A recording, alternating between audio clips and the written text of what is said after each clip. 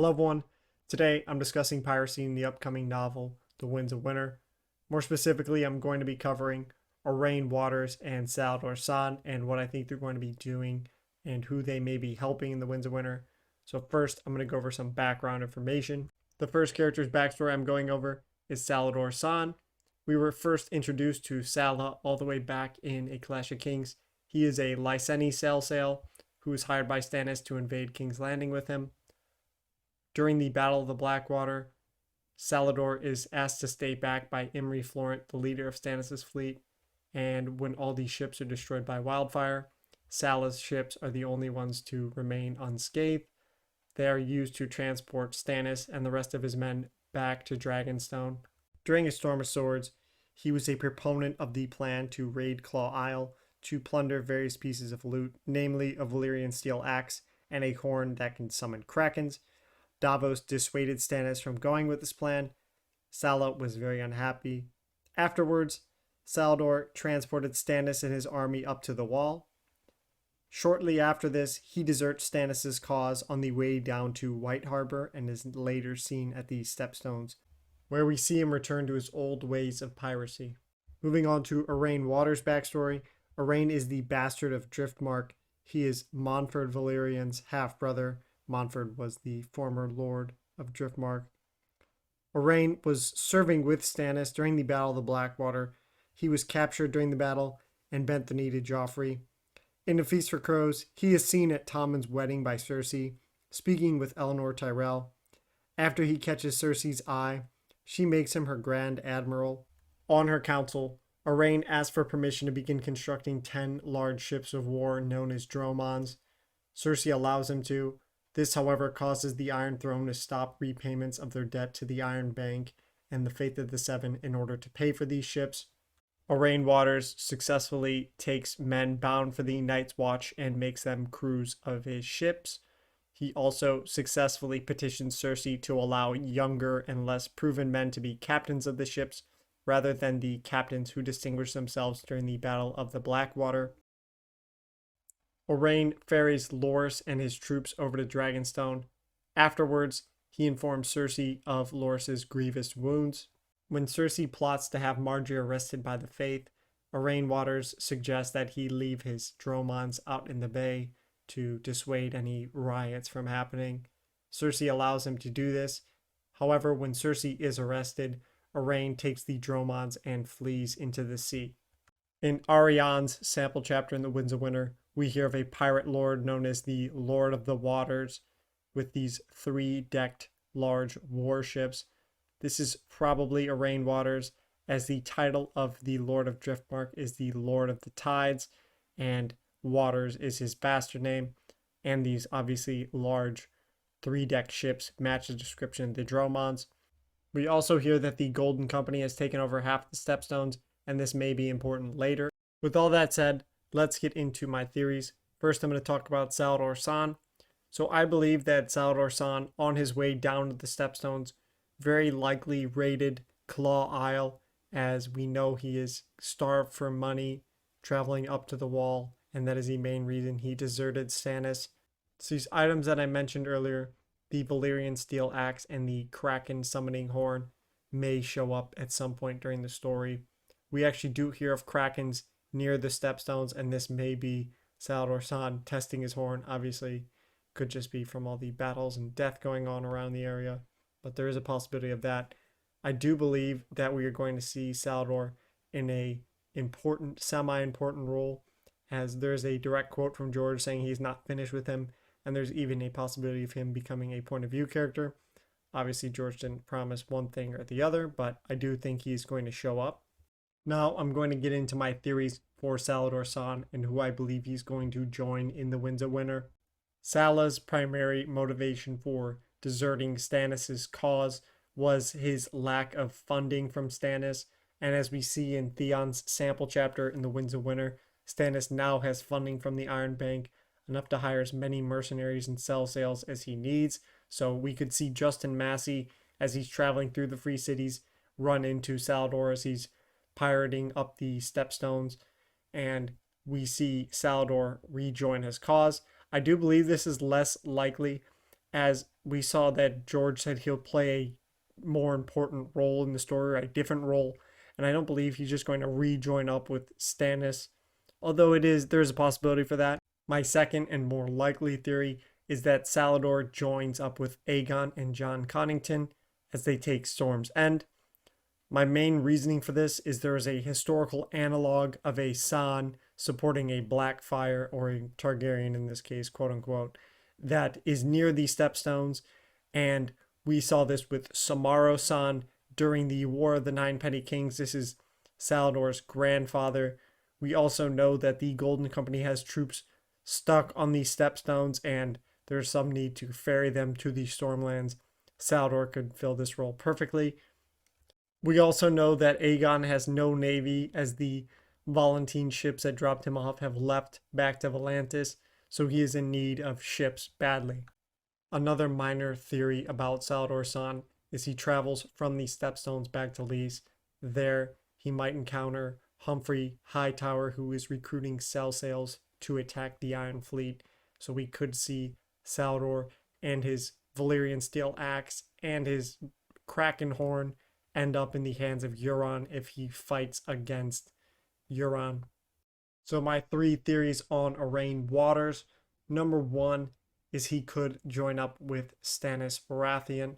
As we see with Salladhor, we see the same facts with Aurane. He obviously worked with Stannis, was serving under him during the Battle of the Blackwater, but was captured. His plan to gather these 10 large ships of war seems to be more of an opportunist thing. I don't believe he had some sort of grand scheme to work his way up and be able to control a large navy and leave with these ships to serve Stannis. I think he is more of an opportunist, where now that he has these ships, now Cersei's in prison, he's going to leave and pirate it up, and whoever comes out on top in Westeros, he will join up with. I believe that there's a lot of signs pointing to Stannis having a victory in the north over the Boltons, and if Aurane hears about this, he would travel up to White Harbor to join his forces with Stannis. My second theory is that Aurane Waters joins up with Dany or Aegon, one of the Targaryens in Westeros or Essos. I do think Dany is more likely, although slightly, because of the historical analog of the Valerians assisting Targaryens in the Stepstones. We saw this with Corlys Velaryon and Daemon Targaryen before the Dance of the Dragons in the War for the Stepstones. I do think that he would be superfluous to Dany's fleet, as if you watch my last video on Victarion, I believe Victarion will be bringing Dany a very large fleet. My third and final theory for Aurane Waters is that he is joining the Tyrells. The first mention of Aurane is actually him drinking wine with Eleanor Tyrell. Then later we see him transport Loras to Dragonstone, and he is the one to inform Cersei on Loras's fate with his grievous injuries. If you're one of the people that believes that Loras isn't as badly hurt as he's claimed to be, and that the Tyrells are hiding this injury for Marjorie's upcoming trial, then we've already seen that Aurane is a schemer with these Tyrells. Cersei does believe that Aurane and his Dromons would be a major hindrance to Mace Tyrell marching his soldiers into King's Landing. So a part of this Tyrell conspiracy, if it does exist, could be Aurane taking his ships and leaving Blackwater Rush to allow Mace to enter the city to bring Marjorie to freedom. With all the theories out of the way, I'm going to get into speculation on the Winds of Winter plotlines involving Salladhor Saan and Aurane Waters. My first theory is involving Salladhor Saan and Edric Storm. If Salladhor does join up with Aegon, he could be traveling to Lys to find Edric Storm. We know Edric is there in Lys from the updates from the appendix in A Dance with Dragons. We also know that Edric is traveling on one of Salladhor's ships, and this could be an easy way for Salladhor to find him there. Edric could be used as a tool to legitimize Aegon, as having the ruler of Storm's End be one of Robert's bastards is much better than having a ruler from across the sea. We may also see Salladhor run into the slaver ship, the Elephant, which took slaves from Hardhome, is on the way back to Lys, at least the last we know from Arya's chapters. He is the only one that has been sort of up north compared to Aurane. I do find it likely that Salladhor would be involved, as he is the one that stayed at Eastwatch and has at least some knowledge of the Night's Watch compared to Aurane Waters. I do think, going back to what George R. R. Martin said about Salladhor showing back up, this could be a very cool way to reintroduce him to the story, with him bringing the wildlings back up north to Stannis or to Aegon. We could witness this in a John Connington chapter, or a Jon Snow or Melisandre chapter, where these wildlings are brought to the Wall or Storm's End to be won to either one of these causes.